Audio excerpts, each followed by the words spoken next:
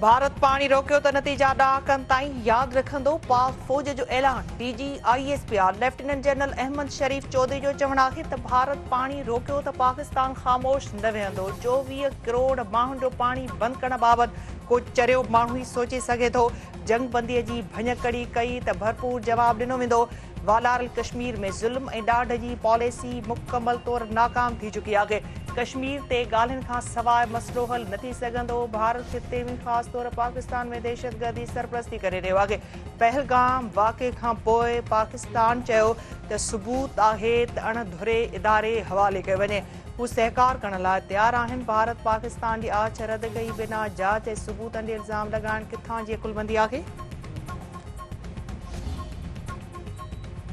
बलोचिस्तान जे इलाइक़े किला अब्दुल्ला में FC जे किले भरिसां धमाको। 4 ॼणा शहीद, 20 खां मथे ज़ख़्मी। जवाबी कार्रवाई में 2 दहशतगर्द बि मारिजी विया। DC किला अब्दुल्ला धमाके में 4 शहरनि जे शहीद थियण जी तस्दीक करे छॾी।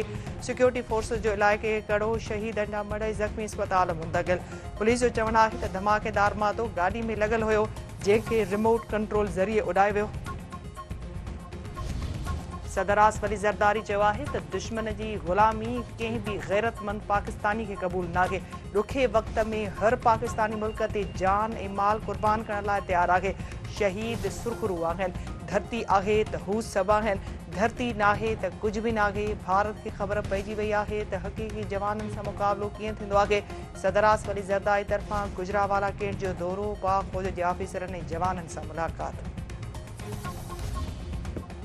वज़ीर आज़म शहबाज शरीफ जो आहे त मुल्की ख़ुदमुख्तियारी इलाइक़ाई सलामतीअ जी भञकड़ी क़बूल न कई वेंदी।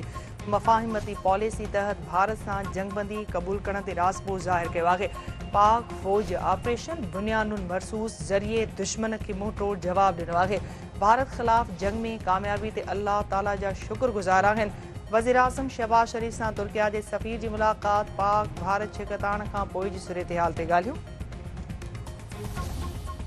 नायब वज़ीर आज़म इसहाक़ डार सुभाणे 3 ॾींहनि जे दौरे ते चीन रवानो थींदो। इसहाक़ डार चीन जे हममनसब ऐं ॿियनि चीनी अख़्तियारनि सां मुलाक़ातूं कंदो। परॾेही ऑफिस जे तर्जुमान जो चवणु आहे त दौरे दौरान पाकिस्तान ऐं चीन जे लाॻापनि जो जाइज़ो वरितो वेंदो। ॾखिण एशिया ख़िते जी सूरत ते बि ग़ौर कयो वेंदो।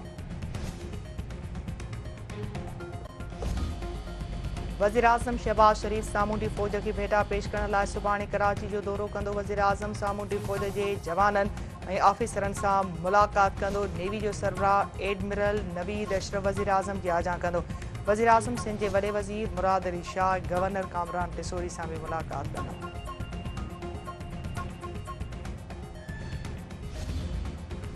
पाकिस्तान भार जी अगराई ऐं कूड़ वाइखो करे डोज़ियर जारी करे छॾियो। डोज़ियर में ऑपरेशन बुनियानुन मरसूस में तारीख़ी कामयाबी। पहलगाम फॉल्स फ्लैग ऑपरेशन ऐं भारतीय अगराई जूं नाक़ाबिले तरदीद शाहिदियूं पेश। सैटेलाइट तस्वीरूं। पहलगाम फॉल्स फ्लैग ऑपरेशन ते मज़बूत आलमी मीडिया रिपोर्टूं। डोज़ियर जो हिसो। डोज़ियर में चयो वियो आहे त पाकिस्तान अमन जो अलमबरदार आहे, पंहिंजी सलामतीअ जो हर क़ीमत ते दिफ़ा कंदो।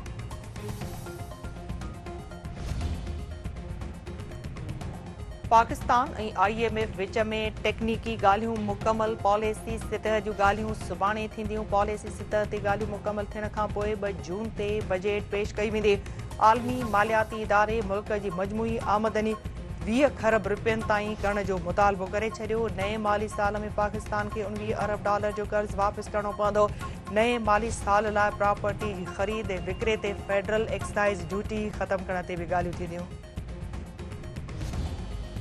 सिंध जे वॾे वज़ीर सैयद मुराद अली शाह सां नाणे वारे वफ़ाक़ी वज़ीर मोहम्मद औरंगज़ेब जी अॻवानी में वफ़ाक़ी वज़ीरनि जी मुलाक़ात।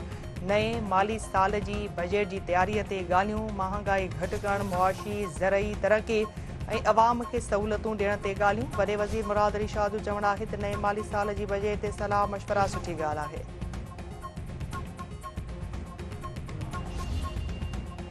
मातली में हथियारबंदनि जी फायरिंग। नौजवान बेदर्दीअ सां क़तल। फुलकारा रोड ते हथियारबंदनि रज़ाउल्ला खे गोलियूं हणी क़तल करे छॾियो।